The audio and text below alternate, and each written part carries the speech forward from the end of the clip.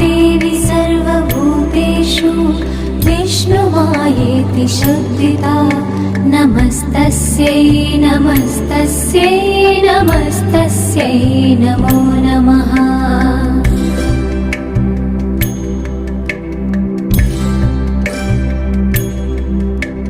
या देवी सर्वभूतेषु चेतनेत्यभिधीयते नमस्तस्यै नमस्तस्यै नमस्तस्यै नमो नमः।